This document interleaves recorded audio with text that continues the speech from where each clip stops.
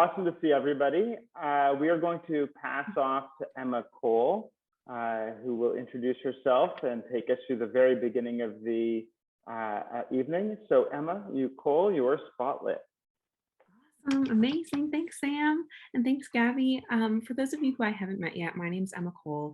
I'm a development officer at PWA. For those of you who knew Trevor, I'm kind of like the new version of Trevor. So anything that you go to for him, like just let me know if you need a hand at any point during this bike rally season.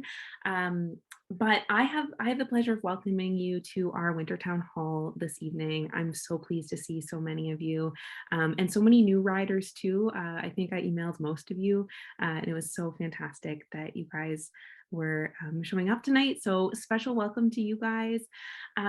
We'll be starting with a land acknowledgement this evening. And something that's really unique about the bike rally is that we cover a lot of distance in those 6 days that we're riding. And so we ride through a lot of different traditional territories. So tonight, we're just going to be touching on our Toronto-based land acknowledgement. But in future meetings, like in any other town halls or larger gatherings that we'll have together, we're going to touch on like different locations. So tonight, we're just chatting about Toronto, but don't worry, we'll be covering land acknowledgements for Kingston and Montreal as well. So for those of you who aren't aware, we are currently on the traditional Treaty 13 territories of the Mississauga of the Credit First Nation, Anishinaabe, the Chippewa, Haudenosaunee, and the Wendat. And like I said, it's just a really nice mindful moment for us to reflect on, our position as settlers on this traditional territory and how grateful we are to have access to such a beautiful geographic area as Toronto is. And so with that in mind, I'll send this over to Suzanne, who I believe is here. Yep. Perfect. Thank you so much, Emma Cole. Thank you so much, Sam and Gabby, and everyone for being here tonight. I'm going to start off tonight just telling a little bit of someone's story to really get us in the frame of mind of course, why we do what we do in the Friends for Life bike rally.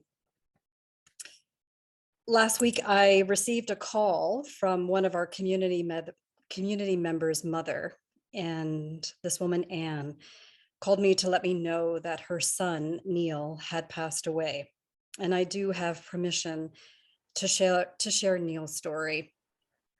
And I had seen Neil just before the holidays, and I remember at the time thinking that he did not look very good, that he looked very thin. And I sat with Anne in that first phone call, just sitting with her in what must be such an unbelievable moment for any parent to have to go through. And she wanted me to know and to pass on the information to others. It was a pretty simple phone call.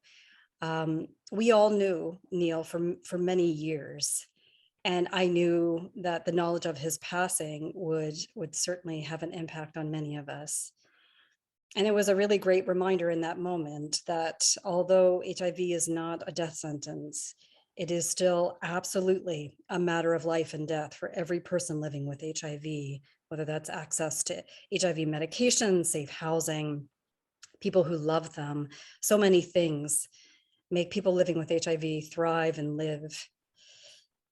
So I had the opportunity to tell staff, and they asked for his picture because we always do a small memorial if we have permission, if we have a picture, to honor Neil. And I called Anne back again and had a little bit of a longer chat this time and learned a little bit more about what happened to Neil. And I learned that Neil had been found by the police, that he had died at home and was a victim of the opioid crisis. And I also heard a little bit more about Anne's story with Neil. I had known from Neil that he was adopted and that he loved his adopted family very, very much, but I had never ever spoken to any of his adopted family. So it was quite touching for me because I had heard about Anne to actually speak with her in this moment. And Anne told me the story about adopting Neil, and as she described herself, she was a hippie living in Montreal who had a newborn, and she adopted a 3-year-old that no one wanted to adopt. And the reason why people didn't want to adopt this child at the time, over 50 years ago, was because this child was a mixed race child who was Black and Jewish. And, you know, it was very touching to hear Anne's story. And she talked to me a little bit about Neil's experiences growing up and some of the struggles that he faced. And she relayed to me one exchange that the two of them had where she was feeling really frustrated with Neil. She really wanted him to make more of his life, I think, as most parents tend to think of their children. And Neil's response to her was, "Mom, I'm Black, I'm Jewish, I'm gay, and I'm HIV positive." And, you know, I think when I heard Anne say those words of Neil's, it just brought a chilling reminder of the systemic impacts that anti-Black and, of course, anti-Indigenous racism have on people, as well as HIV stigma, how Neil felt very defined by those intersecting identities, and how they impacted his life. So as I was talking to Anne, she let me know, in fact, the picture that she had given of Neil to me was one in which Neil was holding his cat, Henry. And she told me how much Neil loved Henry.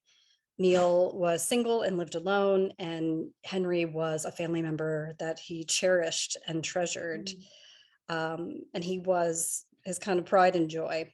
And, you know, Anne was desperate about Henry because Henry has what's called feline immunodeficiency virus, and is a cat that's not easily adopted, a cat that she could not adopt because she had cats in her own home.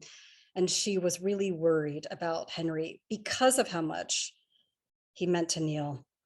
And so she asked, you know, is there any way you can spread the word about Henry? And I said, sure. And I connected with Chris Godey. I don't know many folks who know Chris at PWA, but she is a huge animal welfare and rights activist. And she just took that information and ran with it. And lo and behold, one of our beloved volunteers said, yeah, I'll take Henry. And this is a volunteer whom, you know, if I was a cat, I would want to be adopted by him. And so, you know, in this moment of despair, I had the opportunity to call Anne again and say, guess what, Anne, we found an incredible home for Henry. And that in this moment, we were able to save Henry. And of course, that's pales in comparison to the loss of Neil's life, but I know that it lifted Anne a little bit. And I told her the news, and she texted me back to say, oh, I'm out shopping for the homeless shelter I volunteer at. And I was really struck by her amazing fortitude and strength, even in this moment, to give back to others. It was just a very, very incredibly moving experience. And, you know, the volunteer who adopted Henry, it really showed how we all contribute in our own different ways to making an impact in someone's life, even after they've passed on. So as we come here tonight to plan and dream about the 24th bike rally and what that will look like, I hope you can all think of Neil or anyone else, including yourself or others, whom you're supporting and lifting up and doing this work. And to remember that, yes, HIV is not a death sentence, but it is still a matter of life and death, that we have to disrupt and dismantle the impacts of anti-Black and anti-Indigenous racism, and that we all contribute together in making a positive difference. Thank you so much. Thank you, Suzanne. Hi, everyone. Okay, I'm unmuted. My video is on. I'm good to go. I am Gabby Harvey. I am co-chair of this year's bike rally along with Sam. For those of you who are unfamiliar how it works, we sort of leapfrog through the years in co-chair leadership. So this is my first year. This is Sam's second year. And then Sam will be exiting that role at the end of this year, and I will get a new co-chair, and so forth and so forth. So I am the new incoming one with less experience, but I think just as much gusto.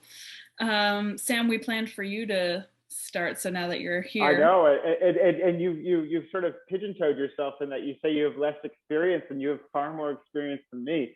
So Gabby's this wonderful human being that has been doing the bike rally for so long, and I'm envious of all the years that she has had as rider and crew and lead on different crews. So I'm in awe of her experience and all the co-chairs that came before the two of us who have found something special in the bike rally and wanted to give back even more, be leaders and steer the bike rally into the following year, the following years of what it can be and what it can do for our communities. In the time that I've been part of the bike rally, it has been a PWA fundraising event, and now it's a fundraising event for 3 aid service organizations. And I would like to thank Suzanne for speaking tonight. We will give the other 2 agencies an opportunity in future meetings. Hopefully our meetings will be mostly in person in the Toronto area, but we will find a way to make sure that we can Zoom in or other service people who join us from all over Ontario, Quebec, the United States, Europe. We have people who come from all over the world to do this ride because people know about it. It has a reputation of being something that is challenging and extremely rewarding.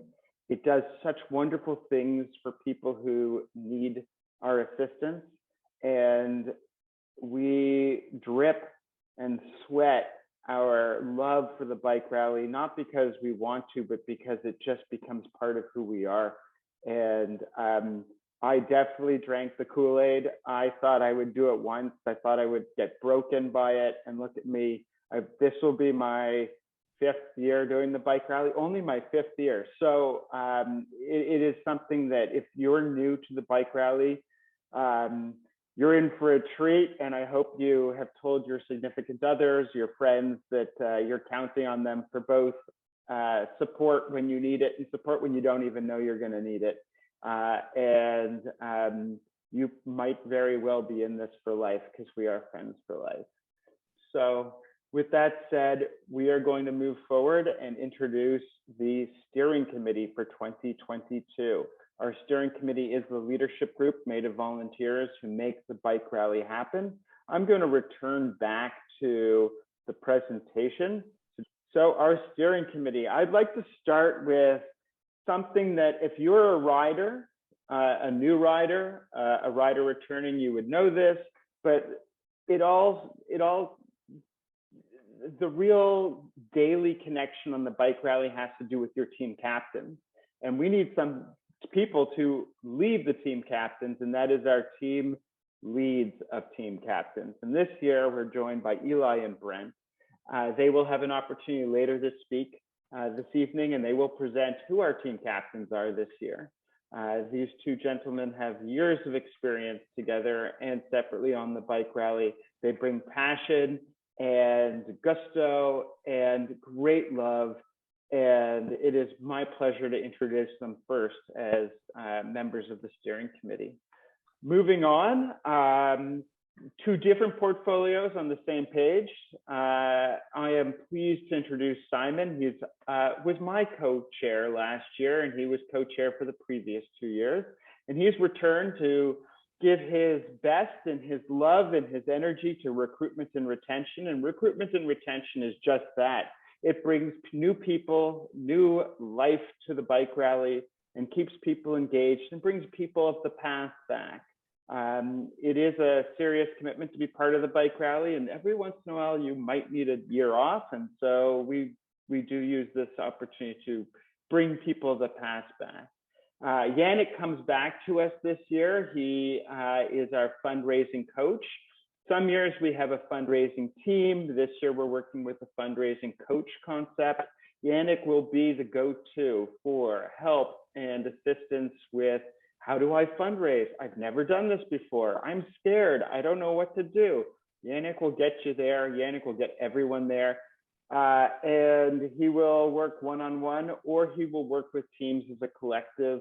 He might run some training seminars. He might do some team socials as a Zoom in or on an in-person appearance, and just give the coaching advice that's needed. Steve and Jeff. So long time bike rallyists.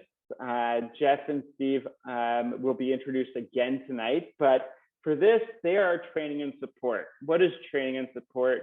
It is anything and everything that your physical body needs to get from Toronto to Montreal, and all the training to get from Toronto to Montreal. It is a little bit of bike rally nutrition. It's a little bit of how to fix your bike. It's a little bit of how to get your bike and your body to work together as one. You are the engine, your bike's the machine. They teach you how to get the engine running.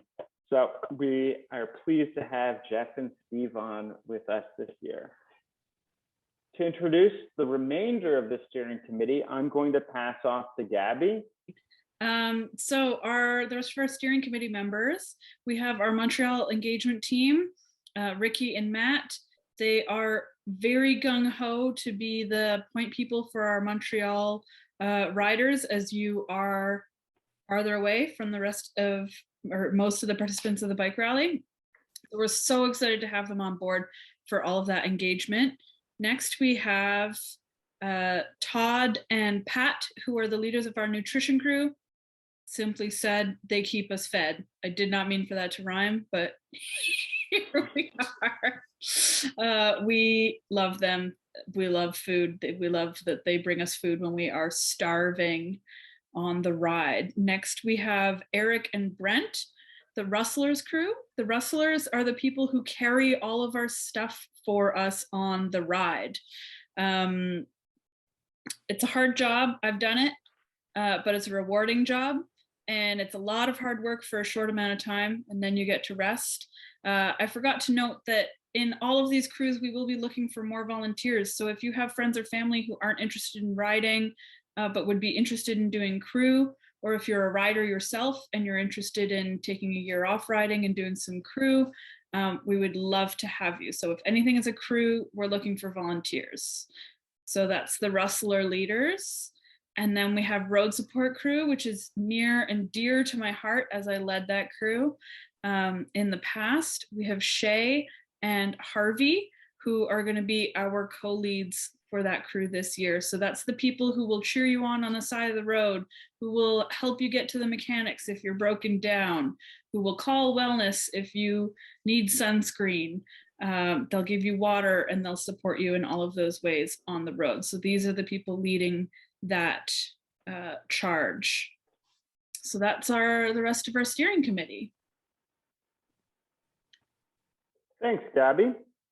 So we are not fully comprised of the steering committee that we would like to have this year. We do have a few open spots, and I just want to go over them. As Gabby said, we're always looking for volunteers.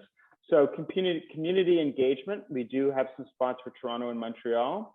Participant engagement, this is a very social aspect of what the bike rally is. They throw a lot of the pre-departure parties that would start in the fall, actually, before this meeting tonight, and then all the way through the events that happen each night in the bike rally.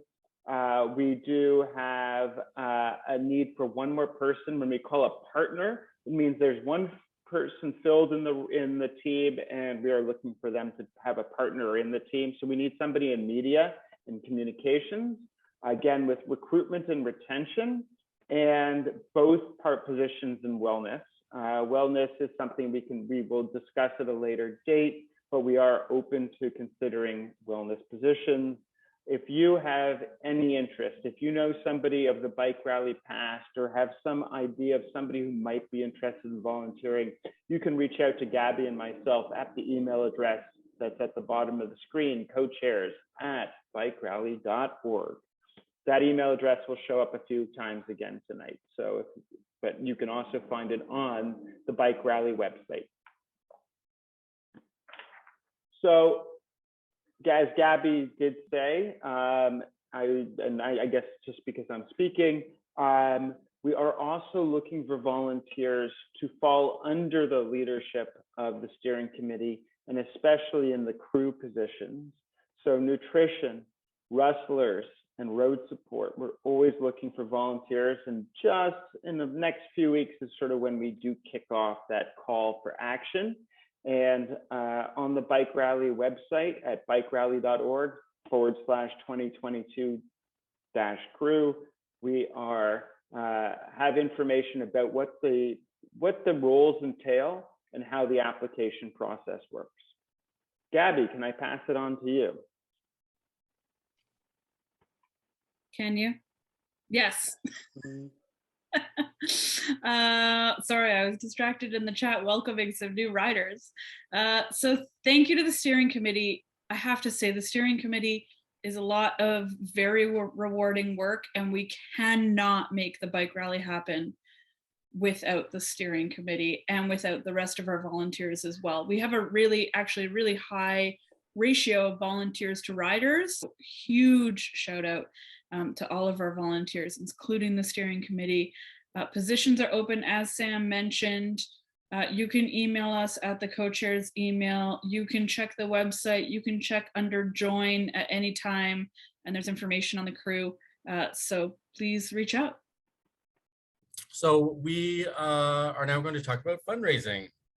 So we're doing great with fundraising. Thank you to everyone who started already, who took part in the year-end fundraising push that we did around World AIDS Day and Giving Tuesday and the end of the year.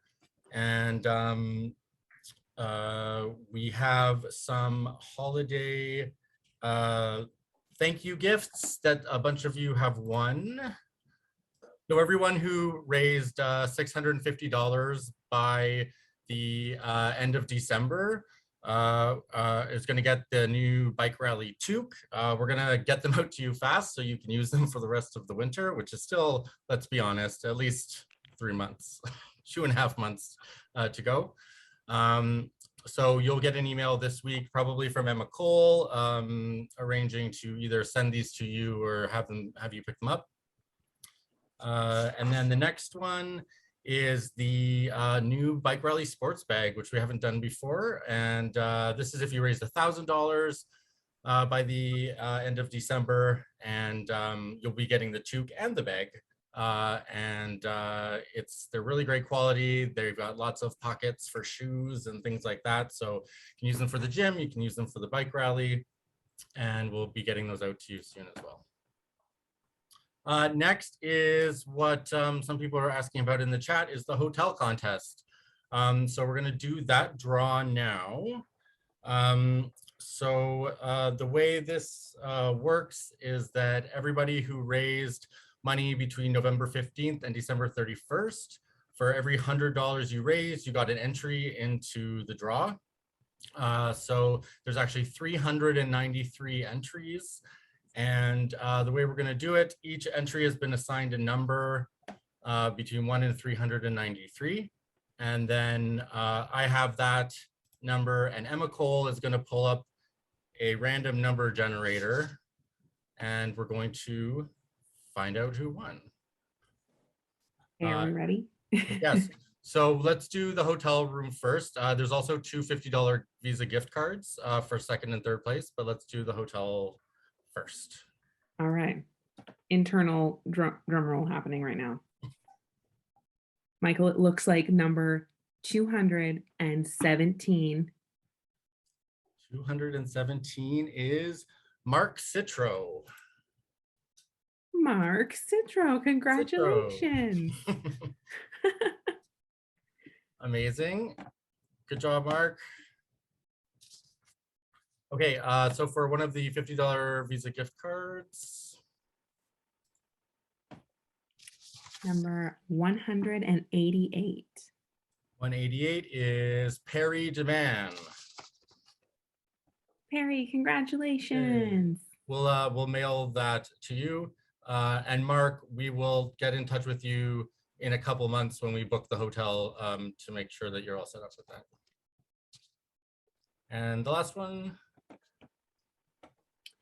Lucky number 14. Ooh, 1 second, I have to scroll all the way down. That is Wendy Cool, new rider, I believe. Wendy, Good job, Wendy. congratulations. Watching people's faces is the best. I know, they love winning things.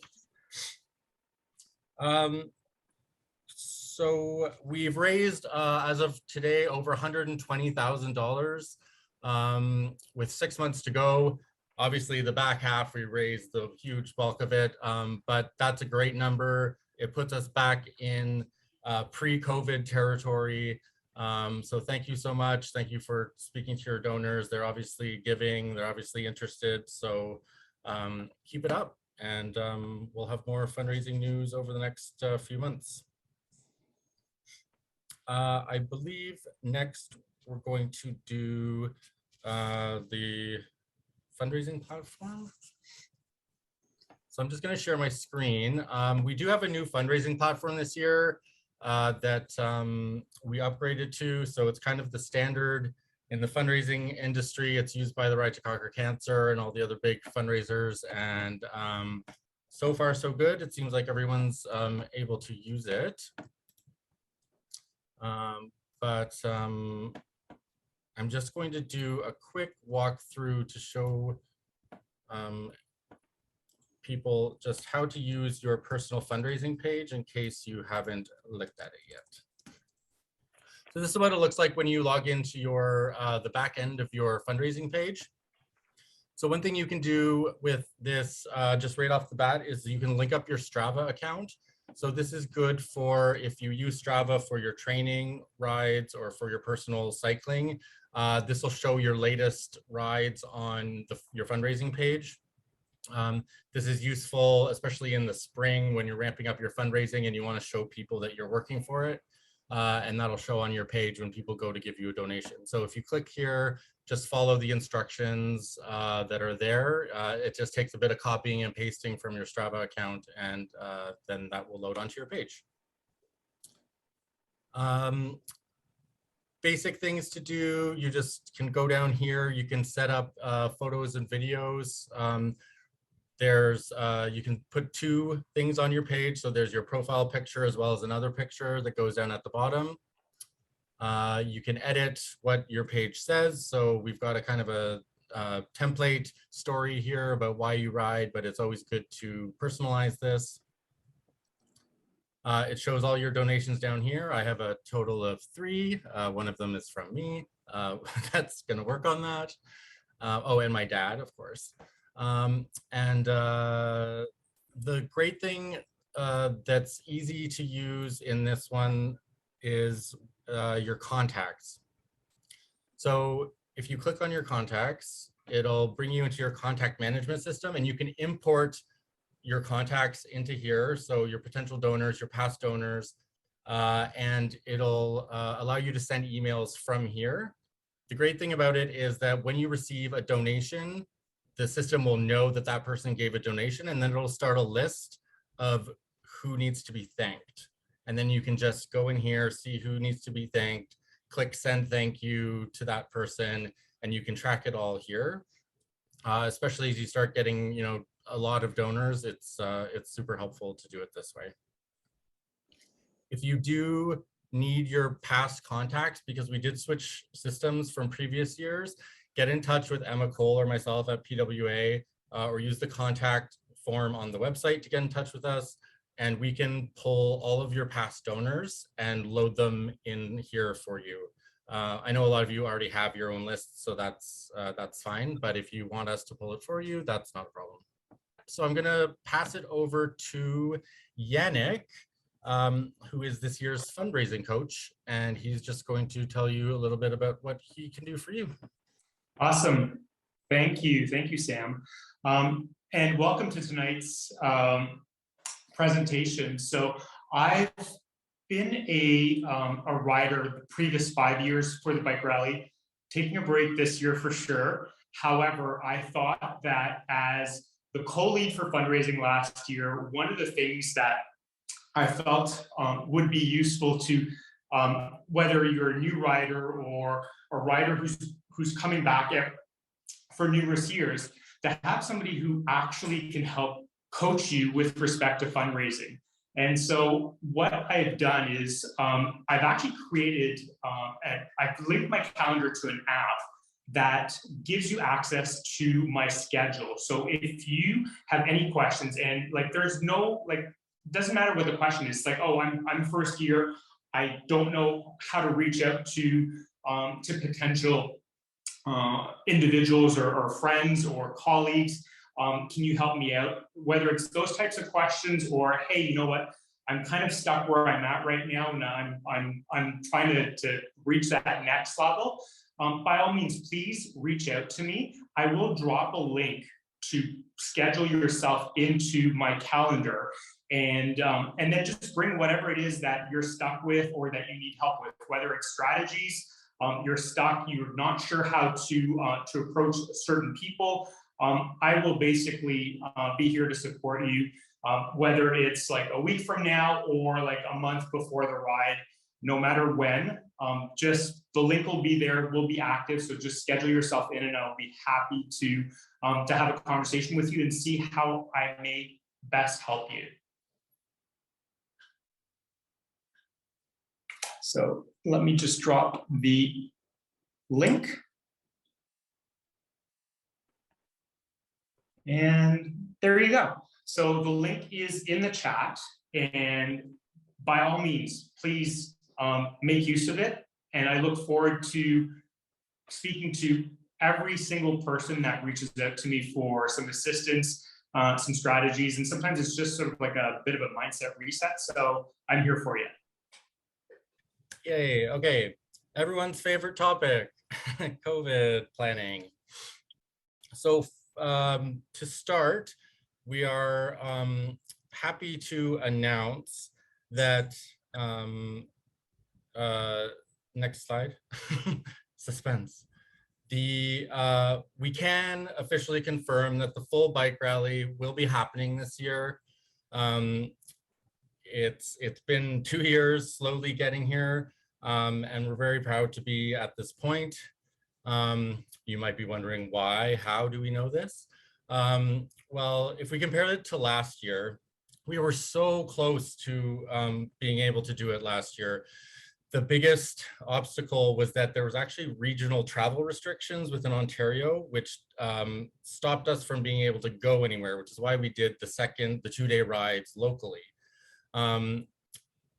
We know now that they're not, the government isn't using regional travel restrictions anymore. They haven't used those since last summer.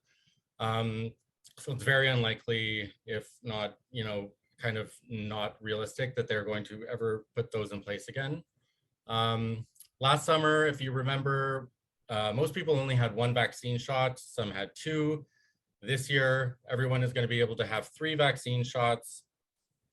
Last year, there was a 100-person outdoor gathering limit during the summer, which we actually did adhere to locally, making sure that we got people in and out of lunch fast and things like that. But now in the new reopening, they're pretty much going to unlimited outdoor gathering for organized events pretty quickly. So that's a big one too. We also know that the strategy was just different last summer. We were trying to stop transmission so that people could get vaccinated. Now we've heard in the last couple of weeks that we are moving towards adaptation and living with the virus, and that includes doing the bike rally. Lots of other events were canceled last year, so that kind of put a damper on our plans. We do know now that other events are going forward. The AIDS Life Cycle in California is happening at the beginning of June, so that'll be a great opportunity to look at how another large cycling event works. And then our partners in Montreal, Montreal Pride is happening, and everything in between. So things are looking good. Any year there's always a possibility, even before COVID, that the ride would have to be canceled for whatever reason.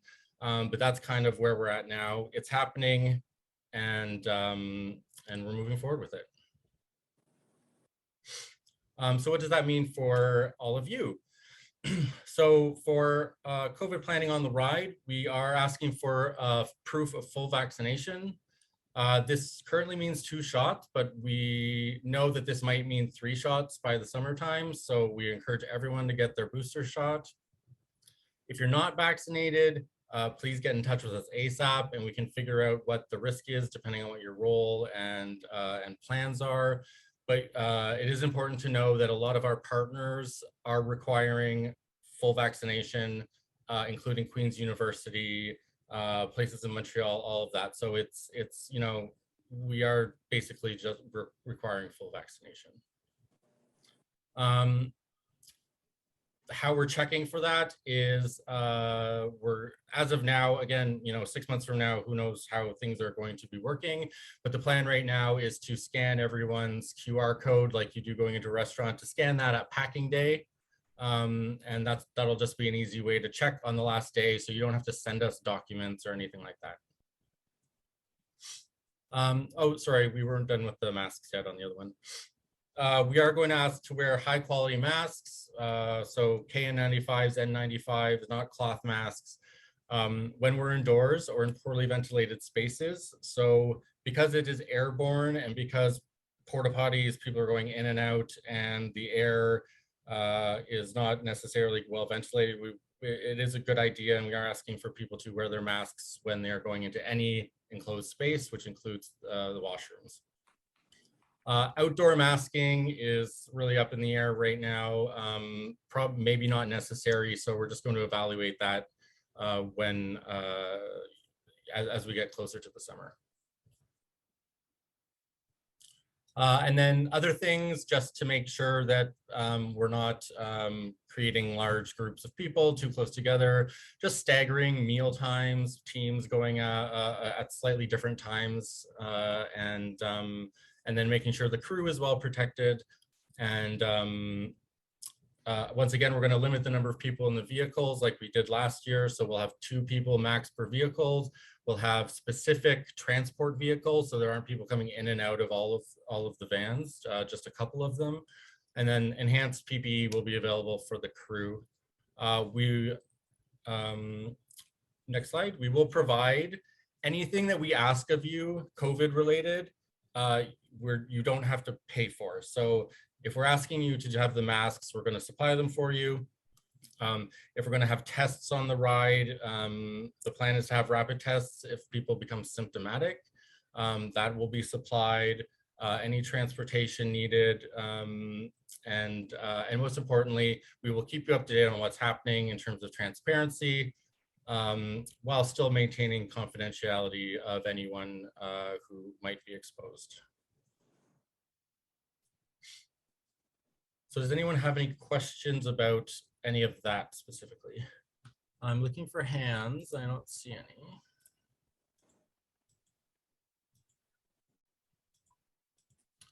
Okay. Well, I guess obviously if you have any more questions over the course of the night, drop it in the chat, and then we'll also have questions at the end.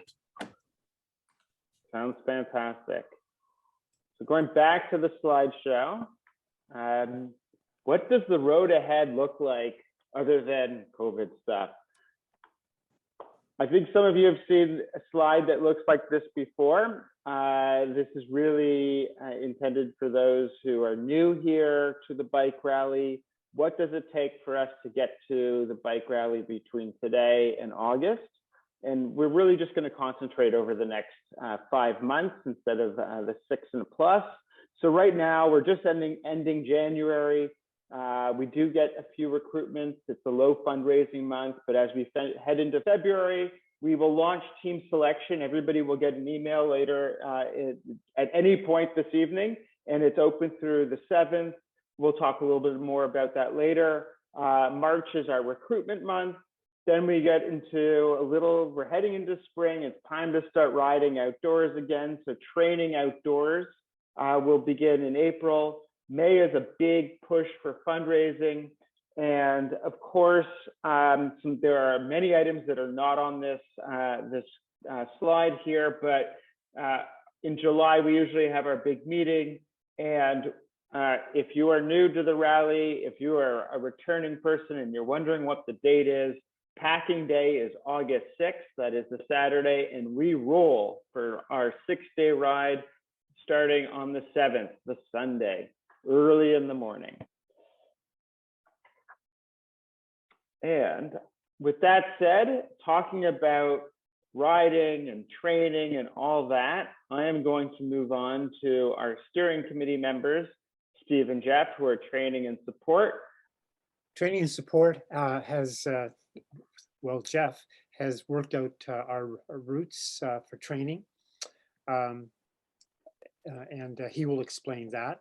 I've been working, the routes for the training routes. I've worked out the actual winter training, which has involved online Zoom spin classes.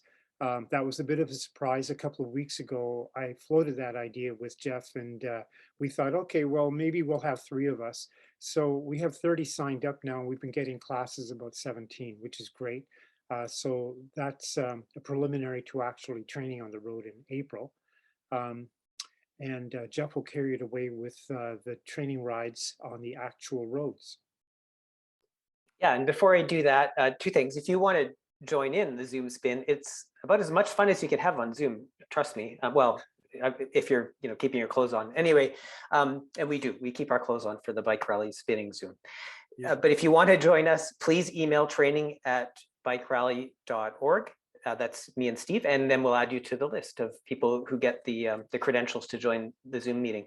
Another thing you've probably seen in some e-news and on Facebook is that every week on Wednesdays, Steve and I post some winter training tips as well. So if you're not joining the Zoom spin, but you still want to stay fit through the winter, just check out our links to various articles on training tips. And I think there's also within the Bike Rally's blog page on the Bike Rally website, you can find links to all the training articles there as well, if you don't want to go through Facebook. In terms of outdoor training rides, our hope is the weather will allow us to start training outdoors together on Saturday, April the 2nd. As long as it doesn't snow and we don't have any ice on the road, sometimes we do, then we will get together on Saturday, April 2nd. And we're going to be training right through to the end of July, the 31st. And in a week or 2, you will see the full schedule of training rides posted to the Bike Rally calendar on the website. Just keep in mind that right now it's preliminary. We're still waiting for TTC subway closure announcements, and we'll be rejigging the rides as we need to so that we can make sure they always start at a location that's subway accessible. And by the way, Gong Hei Fa Choi for anyone who's celebrating the Year of the Tiger tomorrow. That's it. Thank you so much, Jeff and Steve. What a fantastic start to the training we have already had. I want to introduce Eli and Brent next, who are our team leaders. So they are in charge of all your team captains, as Sam was mentioning earlier, are the fantastic folks who you can sign up to be on their team. So Sam is going to highlight Eli and Brent so that they can tell you about their jam. There they are. You have to unmute yourselves, I think. Yeah. Good evening. Go Bike Rally. If I may, am I getting an echo? No? Okay. For anyone that's done this before, it's essentially the same as last year. For new people, however, as some details, as mentioned just a moment ago, the team self-selection starts tonight, and everyone will be sent the link, and you have until midnight, Monday, February 7, to complete, submit your survey form. And let me see now. Only registered riders registered up to tonight can take part in this particular phase of team selection. All registered riders, whether you're 1 day, 3 day, 6 day, can request to be on a team of your preference, and the survey allows you to rank your choices first, second, third. It's only needed if you have a specific team in mind. You can simply go for the luck of the draw, and you'll be placed on a team in any case. let me see now. You'll have an option as well to request to be on the same team as one other person friend. That person should also similarly request to be on the same team as you for this to work. And that's about all the little details. We'll try our very best to meet everyone's requests, give them their first choices, but you do have to understand we have to balance the team so they're roughly the same size and there's a mix of members on a team. So we don't end up with one team that's just all old guys like me. You wouldn't want to have that. We suggest that if you do want to align with a friend, have a chat with them first, so that you both know what your first choices are and you submit similar responses. And that's about all that. I did want to say we've got a fabulous bunch, 18 folks who are captains this year. Thank you so much to all of them. They're all terrific. And as the slide indicates, Team A, this is Michael Shreve and Vanessa Pinto. Between them, they have 15 years experience on the rally. And you may remember them from last year. Look at those jerseys. They were wheel housewives. Next slide. This is Helen Williams and Rob Walker. And between them, they have 21 years of experience on the rally. And they'll tell you as long as there's a reason, they ride. Next one, Team C, Ken Allen and Mark Johnson. Between them, 18 years of experience. And in Mark's case, he's done the AIDS life cycle and cancer rides as well. He rode with us some years ago and is back. And they're full of hope and excitement for this year's rally. Next, here we go. Jeff and Steve, between them, they have 32 years of experience on the rally. So they are the self-confessed Richard Simmons and Hazel McCallion of the bike rally. Next, Team E is Dean Miller and Jeff Otto, between them 13 years of experience, and they're offering a full service training and team support with a full tank of fun. Next one, F, we've got Ari Kalakian and Jeremy Hall, and they just love to ride and ride and ride. Trust me, if you like riding, plus they give great support. They really know what they're up to. Next, we have Team G. Now, this is Matt Wall and Ricky Guy in Montreal, and this year they were riders last year. Excuse me, riders last year, Montreal focused. And Ricky's been on the ride before. So this year they want to facilitate more support and training for people in the Montreal area. So they're forming a team.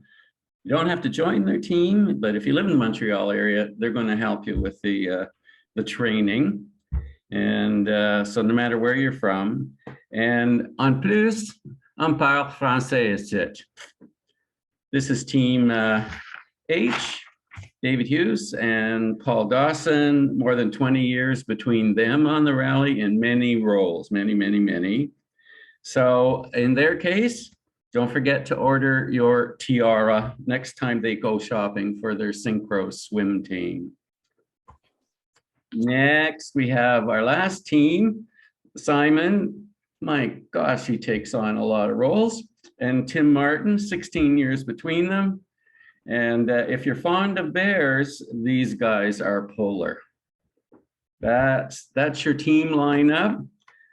Go to there'll be different ways of finding a link to assess all these guys, but you can just go to the website and under the About category, there's a link to the page with all their photos and bios and links to the videos. I think, Gabby, actually, I've covered all these little points in the beginning. So that's it.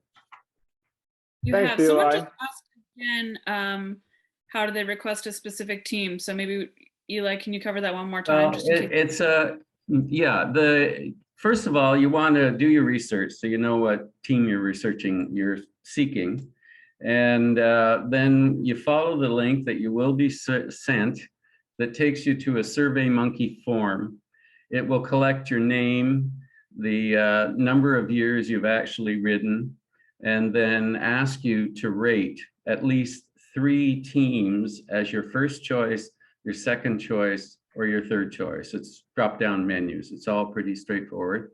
And then following that, there's a block where you can enter the name of somebody you'd like to be on the same team with, if that's the case.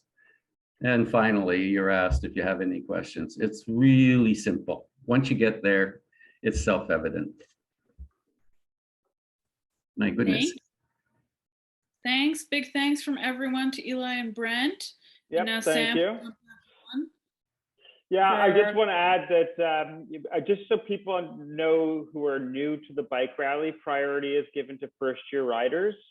We understand how important it is for new participants to feel welcome and engaged. And so we do put higher priority for those. But in the past years, everybody has gotten their first choice with a few little exceptions where people get their second choice. I can't remember a time when anybody got their third choice. So we're able to really fulfill team selection and team fulfillment. And for those people who are new to the bike rally and going, oh my God, this sounds so boring. There's a team A and a team B and a team F. Well, it's the last time you're going to hear that there is team letters. This is the time to get engaged. Join a team now. Your team captains will get you involved. They're going to get you to name the team. You're going to come up with some hilarious names, and it's all wheels from there. So with that said, volunteers make the rally happen. We want to thank our leadership, both the steering committee and our team captains who have come out tonight and those who couldn't be with us tonight. You can reach Eli and Brent at teamleaders@bikerally.org. Again, that email address is available on the website. And you can reach Gabby, myself at co-chairs@bikerally.org. And in closing, we have, again, team selection starts now. Your email, the email, if it's not already in your box, is going to be there in just a few minutes. Fundraising is the cornerstone of why the bike rally exists. And we encourage you to get on it sooner than later. Reach out to Yannick. He is a wonderful resource. Again, he is a professional at what he does, and he's extending his professionalism as a courtesy to all of you. So reach out to him if you need any fundraising hints, tips, ideas, want to bounce anything off of him, and he will spend the time with you. We do have those steering committee openings. So if you're a returning rider or participant, reach out to Gabby or myself at co-chairs@bikerally.org. Your team captains, once assigned, you'll hear about upcoming socials. The launch party will be our next in-person social event, just waiting for the timing to be right. And training indoors is already live. I've enjoyed them. They're great with Stephen and Jeff. And outdoor starts in April. And I am so excited. With that said, Gabby, you must have something to say as well. I always have something to say. I come by my name honestly. Folks, I'm so stoked. This has been really wonderful to see everyone's faces and see everyone's comments and see the chat just going off. I'm so excited to get back to the 6-day ride that I have so lovingly been a part of for, frankly, most of my adult life. I started this ride when I was 19, so this ride really shaped who I am and means so much to me. So thank you. We do have a final Q&A, but we wanted to close things up for anyone who doesn't have any questions. So you're free to stick around, encourage people, stay in the chat, hear the answers to the questions. If you're not interested in that, this is the end of the formal presentation. And holy cow, at the very least, I'm going to see everybody in April. It's coming up. Like February is tomorrow, folks. I know. It's coming. Yeah. So that's the end of the presentation. It's Q&A. So unmute yourselves. You have the ability to do that and just ask away. We do have our steering committee and some of our team captains sticking around to help, and PWA staff. Yeah, I do want to address there were two questions that I saw already. One is Kate's question about what is the expectation around group training. So the bike rally does have some preset goals for you to achieve in your distance and your training, which will be communicated to you and discussed through your team captains. So we already have those numbers, but I have a terrible memory, so I can never remember them. But but your team captains are your point person, so they're going to let you know what your goals are, and they're going to help you achieve them. If you are out of town or it's hard for you to make weekends, there are ways to work on achieving those milestones otherwise. So team captains are your main people, and trust me, to all you first-time riders, like incremental small improvements will get you there. Like they've gotten me there and they'll get you there. So it's not a mountainous task by the time you get there. So I believe in you. I've got a question, if I may. For Kate. Hi, I've signed up for the one-day ride because I was too chicken to sign up for the 3-day ride.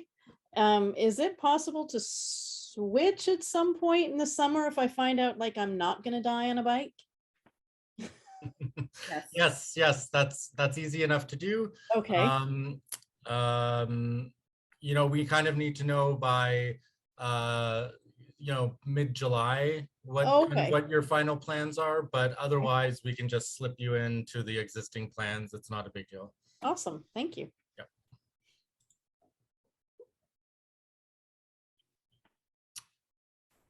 Also, if anybody staff wants to ask a question about the food. Sorry. I'm confused. Yeah, there was a question about meals and spacing and something like that. We are looking at that. We do get pretty clumped up at meals. We also have a lot of space at our lunches generally. So we are working with the caterer to come up with to spread out a little bit. We have all of those parks and we tend to kind of accumulate in one little corner. So we are looking at kind of having different meal setups just to make it a little more spacious. Will you be perhaps utilizing larger tents for the dining area when we're in the campsite? Or 2 tents instead of 1? Those tents are already so big, Eli. Yeah, we're looking at all options, definitely. If we can't fit everyone, if we can't fit the people in the tent that we need, we'll get a bigger tent.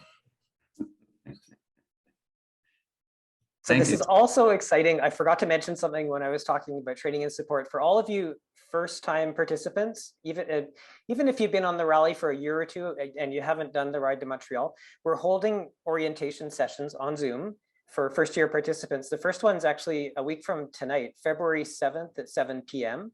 If you're able to attend, and you'll get details in a Zoom link really soon, and it'll be posted to the Bike Rally calendar. If you can't make it on Monday, February 7th, we'll repeat the same session on Sunday, March the 6th at 2 p.m. So please mark your calendar if you're a first-time participant or if you haven't done the ride to Montreal. We'll go through a lot more detail on what to expect on the ride, how to prepare for it, and answer some really detailed questions for you. Thanks. We'll send an email with all that info to newer riders later this week. How many riders have signed up? So we have over 200 riders now, which is again kind of our 2019 levels.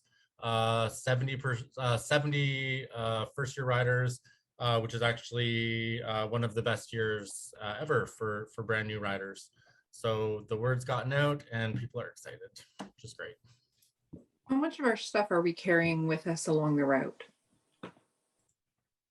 Only what you need literally for your own purpose throughout the day. So you're only carrying your sunscreen, your sunglasses, your wallet. You need to be able to repair your own flat. We do have support for that, but you're expected to know how to repair your own flat. And we will have classes on that in the spring as well. So you'll have a tube, tire levers, whatever you need to get your wheel off your bike, a mini pump. So really not a lot. The Rubbermaid Rustlers carry all of your stuff for sleeping, your clothes, your tent, all of that. So it's just what you need throughout the day that you carry.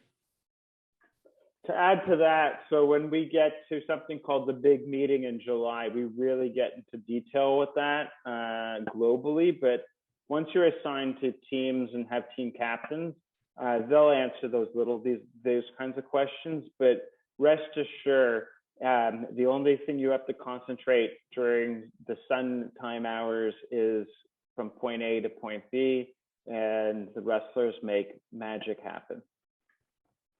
So there's nutrition. I always describe that I love the ride, although I will preface I'm not riding my bike this year, but I love the ride because you just ride from snack to snack. Like 30K, you get a snack, 30K, you get some lunch, 30K, you get another snack. You know, you just keep follow the arrows to the food.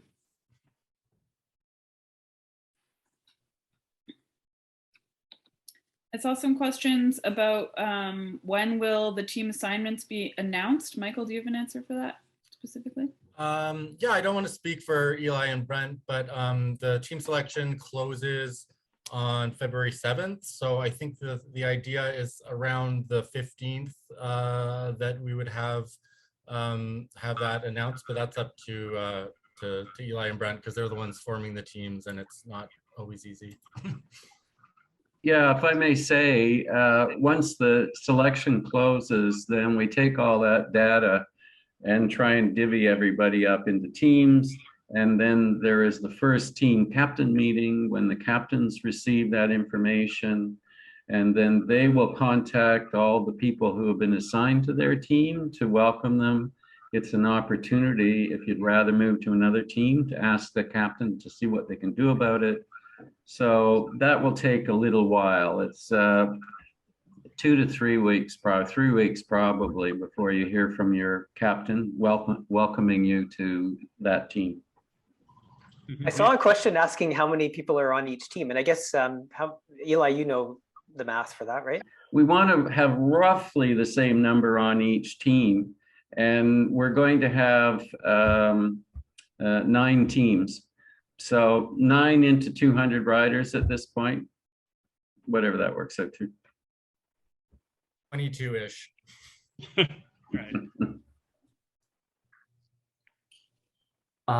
So I've always seen photos of like the red dress ball day where people are like, what's that like? What's that all about?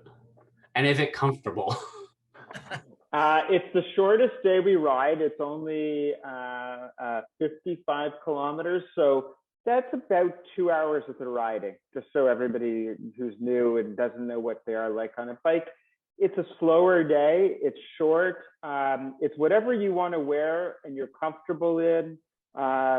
Because we also traditionally ride in team collectives versus do your own thing and ride who you want to ride with. It's a little slower and it's full on energy. And people wear sort of disposable red dresses. They use scissors to make sure that they're cut in the right way, that they fit on their bike and they can pedal their bike safely and wear all their other bike stuff. Some people go crazy. Some people go just, I'm wearing a red t-shirt. It has reasons and meanings, and we can talk about that later. And but it's just a short day, and it's our day that we head into Kingston, and we have lunch. You're done for lunchtime on that day.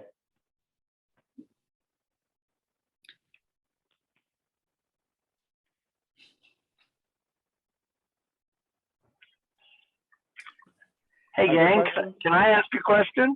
Yeah. Of course. Hi, everyone. My name's Darren. You can't really see me because I'm in the car and I pulled over. I'm really excited to do this. I'm terrified. I'm not going to lie. My partner is Liz Gavison, and she's done it. And I know Helen Williamson, Williams, and I know Kira. I know a whole bunch of people. I have two questions because I just started training on a stationary bike, like a spin bike. I don't have a formal bike yet. I'm working on it. I'd love to join the Zoom class. How many hours a day, if you're doing the 3-day ride, approximately how many hours a day are you riding? Jeff, do you want to take this one? Or Steve? Sure, I can. But Darren, are you asking how many hours a day are you riding to train, or how many hours a day on the actual ride when we go to Montreal? No, so the training, I mean, clearly I'll talk to my captains and other people to talk about what kind of progress I should be making. Right now. I just started, like literally. But when we actually do the ride, and we're riding from Kingston to Montreal, which is what I've chosen to do, what's the duration? Like, I just heard you say that, keep riding to the snacks every 30K.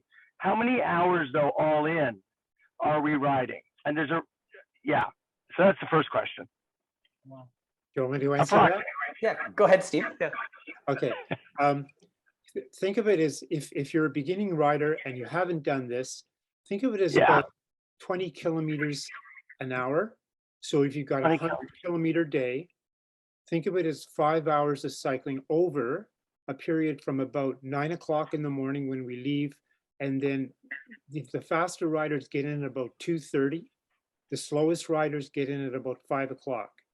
And it's spread over that time. So you've got the 2 snacks, you've got the lunch in the middle, and hopefully you're just riding steadily. So a real beginner will plod along at about 20K. Actually, the actual riding speed has to be a little faster than that. I'm talking about an average of 20K. That means you stop to look at some squirrels, you fill up your tire, you change your water bottles, but you're probably going along at about 24, 23 kilometers an hour. Which okay, that cool. That sounds great. Now, I guess the part B of the question is, for those of us pushing 60, what about pee breaks? Like, what if you have to, like, you gotta pee in the middle? Okay, the Ministry of the Environment. Sorry, Liz, I had to ask. No, it's okay. The Ministry of the Environment has helpfully planted trees all along the way from Toronto to Montreal. And in fact, it's also planted bushes beside the trees. Perfect. That's a great answer.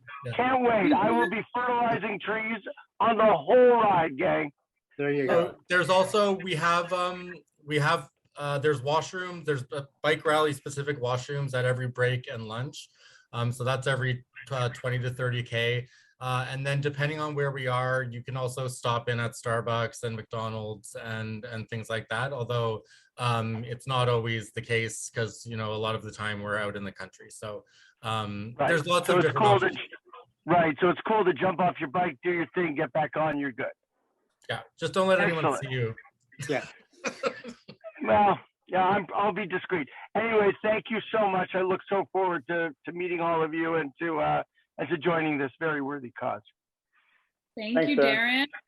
I wanted to add the length of the ride, just so you know.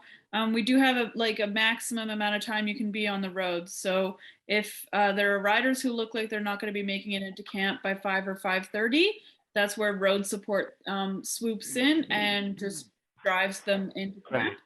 And we make an assessment. Everybody has a bad day. So if you're just having a bad day and you need to have a little jump forward, road support can do that.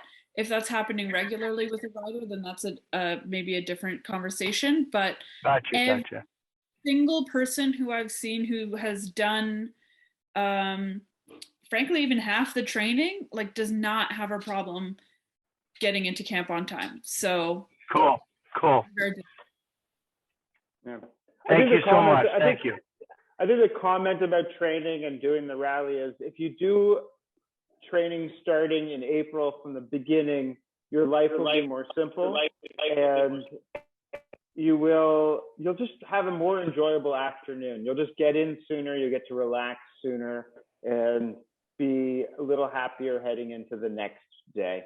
But we don't lose anybody. Everybody makes it into camp. Everybody does have smiles at the end. And if anybody doesn't make it into camp, they've been abducted by aliens. So that's out of our control. I got a question about doing a three-day ride from Toronto to Kingston instead of from Kingston to Montreal. So the official 3-day ride is Kingston to Montreal, and that's the one we advertise and try to get riders for. It's if you would rather do on a one by one basis, if it's better for you to do Toronto to Kingston, that's not logistically a problem for us. So it's not something like we advertise, but if that is something that is would make your life easier in terms of scheduling or whatever, that's also an option if you just have to talk to us.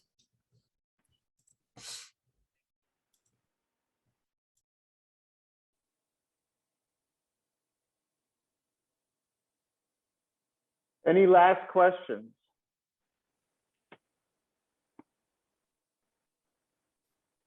There are none in the chat. I don't see any hands. I can affirm that I did receive my team selection email.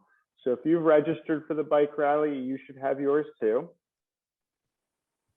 Well, Last thank you call. everyone for joining us tonight.